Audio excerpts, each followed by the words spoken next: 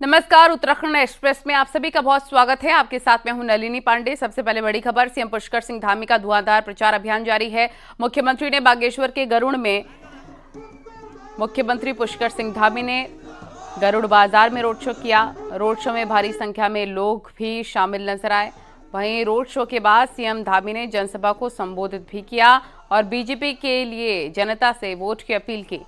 इस दौरान सीएम धामी ने कांग्रेस पर जमकर निशाना साधा। सीएम धामी ने कहा कि हम यूसीसी की बात करते हैं और कांग्रेस पर्सनल मुस्लिम लॉ की बात करती है। वहीं सीएम धामी ने कहा उत्तराखंड की 5 सीटें बीजेपी ही जीतेगी।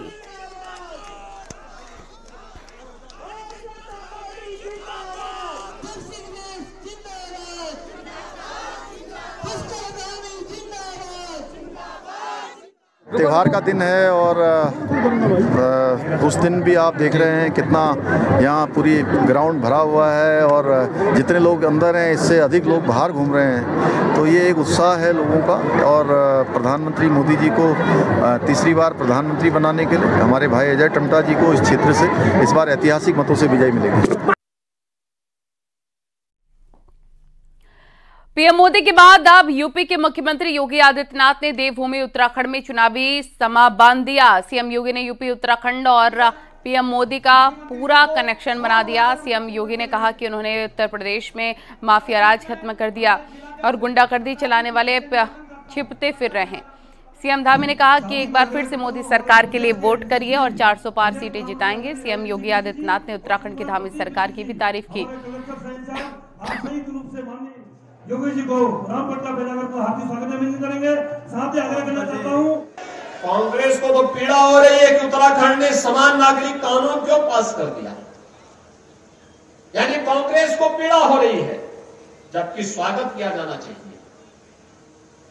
ये विवाह हो, वरासत हो, नागरिकता का हो, एक समान कानून हर नागरिक के लिए तैयार होना ही चाहिए और यह कार्य उत्तराखंड सरकार ने किया है। मैं धामी जी को और उनकी पूरी कैबिनेट को हृदय से बधाई देता हूं। उत्तराखंड में बहुत पहले काम हो जाना चाहिए था, लेकिन कार्य करने के लिए हिम्मत चाहिए। बहनों और भाइयों, देश की आस्था को सम्मान क्या कांग्रेस दे पाती? नहीं दे पाती। जो उन्होंने उत्तर प्रदेश के अंदर काम किए हैं, उन कामों की धमक आज पूरे भारत के अंदर सुनाई देती है। देश के हर राज्य में आज योगी जी की डिमांड होती है, हर जनसभा के लिए उनका ही नाम प्रमुखता से आता है। उनकी लोकप्रियता इतनी है कि देश का बच्चा बच्चा भी आज उनको बुलडोजर बाबा के नाम से जानने लगा है। आज योगी जी के नेतृत्व में उत्तर प्रदेश उत्तम प्रदेश और उत्कृष्ट प्रदेश बन गया है। भाइयों बहनों, डबल इंजन की सरकार ने आज उत्तर प्रदेश की पूरी तस्वीर बदल कर रख दी है। यूपी में अपराध पर अंकुश लगा है। आज आपने देखा कि किस तरह से लोगों में योगी जी के प्रति प्रेम था। उनके आते ही लोग उछलने लग गए, ताली पीटने लग गए, चुप ही नहीं हो रहे थे। और जब वो बोलने के लिए उठे तो कम से कम 10 मिनट तक लोग नारे लगाते रहे और खुद योगी जी को भी खड़े होकर अभिवादन स्वीकार करना पड़ा। ये उत्साह है लोगों में। और टनकपुर में सीएम धामी का प्रचार के बनबसा में सीएम धामी का ये रोड शो, आपको हम ये तस्वीरें दिखा रहे हैं। सीएम पुष्कर सिंह धामी का ये रोड शो की तस्वीरें। चुनाव प्रचार प्रसार लगातार जारी है उत्तराखंड में भी और टनकपुर में सीएम धामी का प्रचार प्रसार।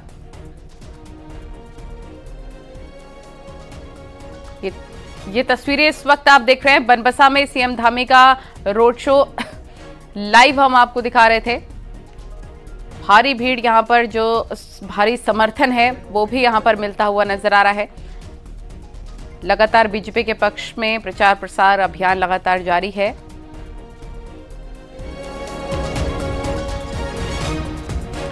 बहरहाल आगे बढ़ते हैं। पौड़ी गढ़वाल से बीजेपी प्रत्याशी अनिल बलूनी का प्रचार अभियान भी जारी है। आज बलूनी ने जनसंपर्क के साथ ही कल होने वाली सीएम योगी की जनसभा का भी जायजा लिया है। और उत्तर प्रदेश के मुख्यमंत्री योगी आदित्यनाथ की कल श्रीनगर में विशाल जनसभा होनी है। इसको लेकर गढ़वाल संसदीय सीट से बीजेपी प्रत्याशी अनिल बलूनी बेहद उत्साहित नजर आ रहे हैं। यूपी के सीएम की जनसभा एनआईटी मैदान में होनी है, जिसका निरीक्षण भी अनिल बलूनी ने किया। इस दौरान अनिल बलूनी ने कहा कि योगी आदित्यनाथ ही जनसभा को नहीं, पूरे बीजेपी कार्यकर्ता बेसब्री से उनका इंतजार कर रहे हैं और उनको सुनने के लिए बेताब हैं। वहीं अनिल बलूनी ने देहल चौरी सबरखाल में जनसंपर्क अभियान चलाने के साथ नुक्कड़ सभा भी की और जनता से वोट मांगने के साथ ही उन्हें कल होने वाली यूपी के सीएम योगी आदित्यनाथ की जनसभा के लिए भी आमंत्रित किया। हम सब पूरे के पूरे गढ़वाल के लोग और आसपास की जो विधानसभाएं श्रीनगर की, सबके सब लोग बेसब्री से इंतजार कर रहे हैं, बेचैनी के साथ इंतजार कर रहे हैं कि हमारे योगी जी आएंगे और उनको संबोधित करेंगे, क्या बोलेंगे सुनने के लिए सब बेताब हैं। और आप देखिएगा कल जिस तरह का समुंदर उभरेगा, पूरा का पूरा जन समूह उमड़ेगा, वो आप कल देखिए बनेगा। देखिए पूरे लोकसभा का मैं प्रवास कर चुका हूं और पूरे प्रवास के दौरान जो बहुत स्पष्टता के साथ दिख रहा है कि भारतीय जनता पार्टी बहुत बड़े बहुमत के साथ जीत रही है।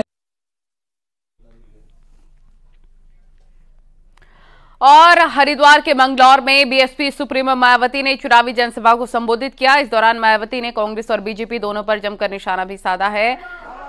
मायावती ने बीजेपी सरकार पर केंद्रीय जांच एजेंसियों के गलत इस्तेमाल का आरोप लगाया। मायावती ने कहा कि बीजेपी सरकार में किसान परेशान हैं, किसानों की समस्या का समाधान करने के लिए कोई तैयार नहीं।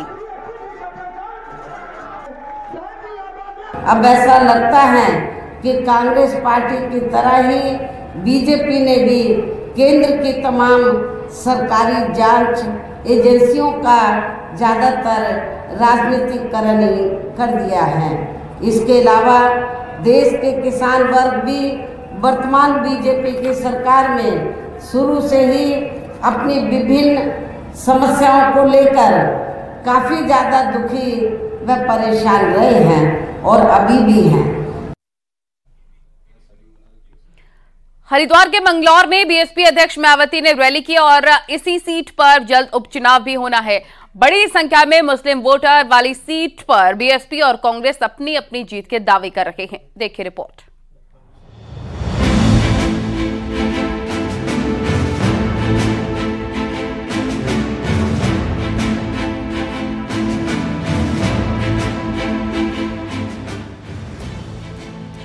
बीएसपी सुप्रीमो मायावती ने शनिवार को मैंगलोर में रैली की। लोकसभा चुनाव में इस रैली से बीएसपी को कितना फायदा होगा, ये 4 जून के नतीजे बताएंगे। लेकिन मैंगलोर में मायावती की रैली के बाद बीएसपी कार्यकर्ताओं का जोश जरूर बढ़ा है। दरअसल बीएसपी विधायक सरवत करीम अंसारी के निधन के बाद ये सीट खाली है और जल्द मैंगलोर सीट पर उपचुनाव होगा। कार्यकर्ताओं को उम्मीद है कि मैंगलोर का उपचुनाव फिर एक बार बीएसपी जीतेगी। ये मायावती की रैली के बाद तय हो गया है।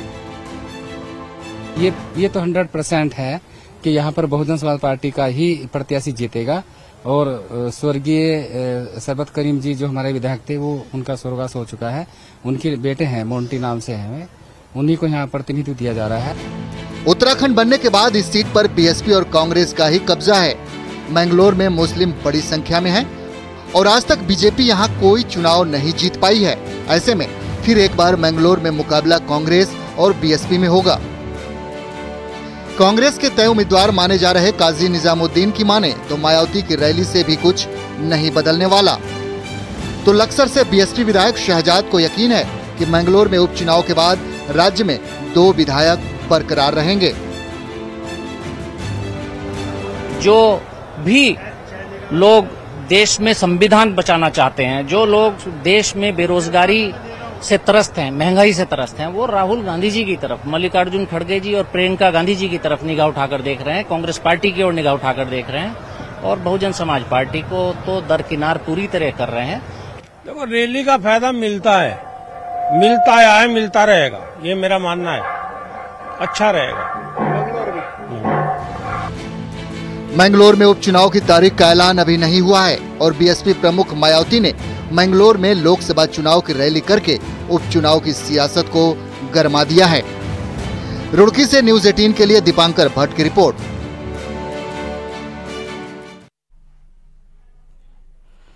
कांग्रेस महासचिव प्रियंका गांधी आज उत्तराखंड में रहीं और यहां 2 जनसभा को संबोधित किया। रामनगर में प्रियंका गांधी ने पहली जनसभा की और पौड़ी गढ़वाल से कांग्रेस उम्मीदवार के लिए वोट मांगे। इस दौरान प्रियंका ने कहा उत्तराखंड से उनका गहरा रिश्ता है और वो कई बार यहां आई भी हैं। प्रियंका ने कहा कि उनके पिताजी, भाई और उनके बेटे के साथ ही उनकी भी प्रारंभिक शिक्षा देहरादून से हुई। प्रियंका ने बीजेपी पर निशाना साधा और अग्निवीर योजना पर भी सवाल उठाए। आपके जीवन में संघर्ष ही संघर्ष होना चाहिए और सरकार आपके लिए कोई स्कीम नहीं लाए, अग्निवीर जैसी वाहियात स्कीम लाए। तो आप सोचिए कि आपको चाहिए क्या। आप जानते हैं कि कांग्रेस ने कहा है कि अग्निवीर की स्कीम रद्द की जाएगी अगर कांग्रेस सरकार।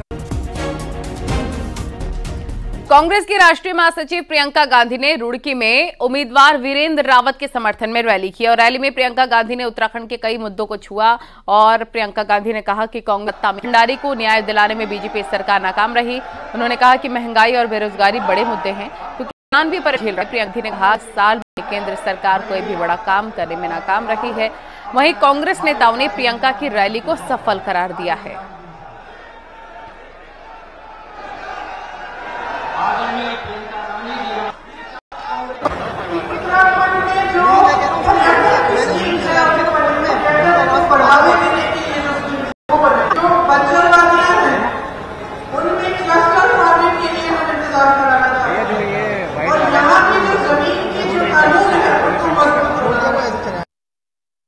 देखिए, प्रियंका गांधी 100 पे भारी, बीजेपी के 100 स्टार प्रचारक भी आ जाए उन पे भारी हैं।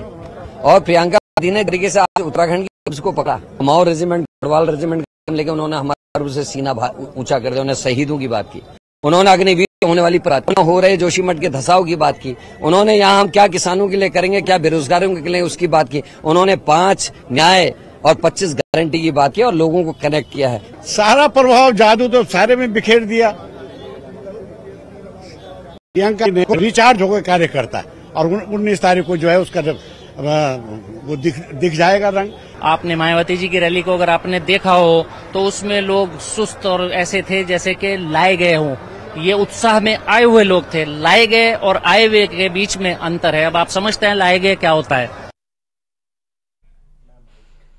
कांग्रेस महासचिव प्रियंका गांधी के उत्तराखंड में चुनावी रैली पर बीजेपी ने सवाल उठाए हैं। हरिद्वार में सुरेश जोशी ने कहा कि प्रियंका गांधी ने अपने भाषण में सैनिकों के सम्मान और महिला सुरक्षा को लेकर मोदी सरकार पर सवाल उठाया। जबकि कांग्रेस की लंबे समय तक देश में सरकार रखी है, उस समय उन्हें की बात कर रही है।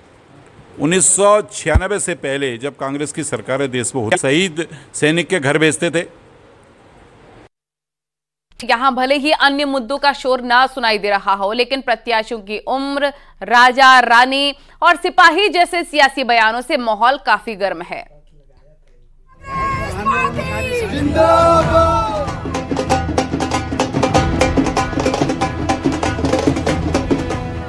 टिहरी सीट पर बीजेपी से टिहरी राज परिवार की बहू माला राज्य लक्ष्मी शाह चौथी बार मैदान में है। रानी माला राज्य लक्ष्मी शाह के नाम से ही जानते हैं और यही महारानी शब्द बीजेपी के चुनावी कैंपेन के लिए परेशानियां खड़ी कर रहा है। कांग्रेस की जब जवाब भी देना होगा, लेकिन पिछले 12 सालों में महारानी कभी जनता के सुख दुख में नहीं दिखी। और जब आप सांसद रहते हैं तो भाई कम से कम लोगों के सुख दुख में तो आपको खड़ा कि भाई अगर राजा हैं तो राजमहल में रहेंगे, रानी है तो महलों के दरवाजे क्यों खराब करेंगे। तो लोगों का मत भी ये बन चुका है कि भाई ठीक है, 12 साल हमने इनको देख लिया और इन्होंने जो खुद ही ये कह के बैठ रही है कि भाई ये चुनाव नहीं है। मैदान पर मसूरी से विधायक और कैबिनेट मंत्री गणेश जोशी ने पलटवार किया। उन्होंने कहा कि राजा, रानी और सैनिक कभी बूढ़े नहीं होते। इतिहास पढ़ें, एक तो राजा रानी कभी बूढ़े नहीं होते हैं। राजा अगर 100 साल के होता है राजा होता है, रानी 100 साल की राजा होती है। और दूसरा, सैनिक कभी बूढ़ा नहीं होता। और राजघराने का एक अपना बड़ा योगदान इस उत्तराखंड के विकास में है। उनके ससुर जी कई बार हमारे यहाँ के सांसद रहे और उन्होंने जो इस टिहरी के लिए, उत्तराखंड के लिए किया, अपने आप में एक इतिहास है। बीजेपी प्रत्याशी माला राज्य लक्ष्मी शाह के क्षेत्र में कम सक्रियता को उनके विरोधी मुद्दा बना रहे हैं, तो 2012 में विधायकी जाने के बाद से गुनसोला भी सक्रिय राजनीति से दूर ही रह रहे हैं। अब 70 साल के गुनसोला और 73 साल की माला राज्यलक्ष्मी के चुनाव में उम्र भी बड़ा मुद्दा बन चुका है। देहरादून से न्यूज़ 18 के लिए सुनील नप्रभात की रिपोर्ट। ये समझना चाहिए 19 तारीख के लिए। और बीजेपी को लेकर बड़ी खबर है। कैबिनेट मंत्री स्मृति ईरानी का उत्तराखंड का दौरा रद्द हो गया है। रविवार को स्मृति ईरानी को उत्तराखंड में प्रचार प्रसार करना था। मसूरी, नौगांव और अगस्त्यमुनि में उनकी जनसभा होनी थी, लेकिन अब उनका दौरा रद्द हो गया है। यूपी में चुनाव प्रचार की व्यस्तता के चलते यहां समय नहीं दे पाई हैं।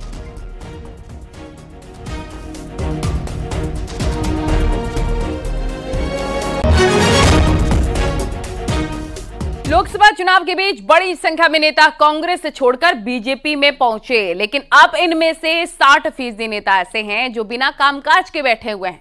लिहाजा कांग्रेस भी ऐसे नेताओं पर खुलकर चुटकी ले रखी है।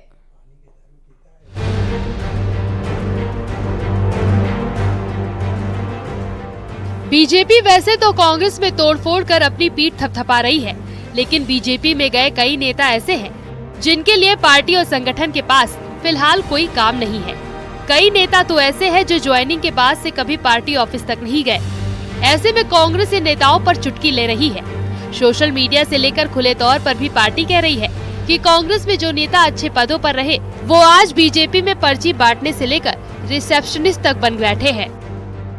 रूप से देखिए, जो लोग यहाँ पर बड़े नेता प्रतिमा होती थी, आज जब वहाँ गए हैं तो कोई रिसेप्शनिस्ट बन रहा है, कोई वहाँ पर पन्ना प्रमुख बन रहा है। दुर्भाग्यपूर्ण बात है। देखो, आप भाजपा में गए और कांग्रेस में इतने महत्वपूर्ण पद पर होने के बाद आपको भाजपा ने आपकी उनका कहना है कि हम पद के लिए नहीं बल्कि सम्मान के भूखे हैं और इसीलिए पार्टी छोड़ी। वहीं बीजेपी ने साफ कहा है वो लोग जाएंगे, वो कुछ पाने की चिंता में नहीं है, बल्कि अपने स्वाभिमान को। जो संगठनात्मक ढांचे से चलने वाली पार्टियां होती हैं, वो कर्म के आधार पर। सच ये है कि इन नेताओं को नई पार्टी की रीति नीति समझ नहीं आ रही है, तो बीजेपी भी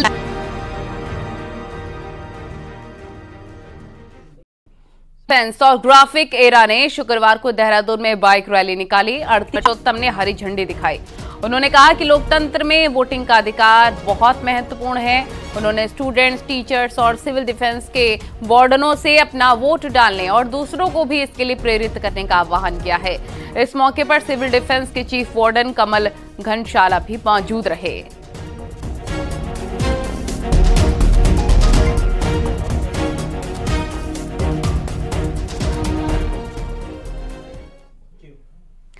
और अब आपको दिखाते पहाड़ टॉप 10 न्यूज।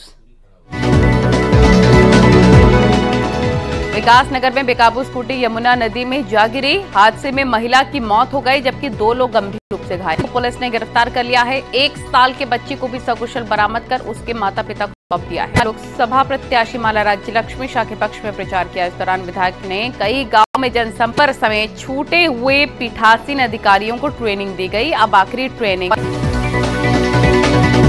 अल्मोड़ा में संयुक्त मुख्य निर्वाचन अधिकारी ने चुनाव से जुड़े नोडल अधिकारियों की समीक्षा बैठक की। बैठक में सभी तैयारियों की समीक्षा की गई। योग गुरु पद्मश्री स्वामी शिवानंद इन दिनों उत्तरकाशी प्रवास पर हैं। स्वामी शिवानंद ने सभी लोगों से लोकसभा चुनाव में वोटिंग करने की अपील की। उत्तरकाशी जिला मुख्यालय में 2012 की आपदा में बहा तिलोत पुल आखिरकार 12 साल में बनकर तैयार हो गया है, जिससे तिलोत नगरवासियों में खुशी की लहर। विकासनगर में गौतम ऋषि की तपस्थली में गांग भेवा बावड़ी में बैसाखी के मौके पर गंगा कुंड में स्नान कर साथ ही मंदिर में पूजा अर्चना हवन यज्ञ का आयोजन किया गया।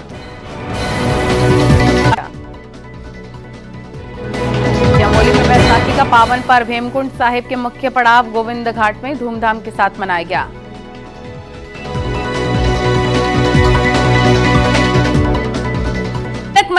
सतनाम सिंह और सुल्तान सिंह को अरेस्ट कर लिया है, जिसमें से सतनाम को नेपाल बॉर्डर से तो सुल्तान सिंह को हरियाणा से गिरफ्तार किया गया है। सुल्तान सिंह ने हत्याकांड की साजिश रची थी।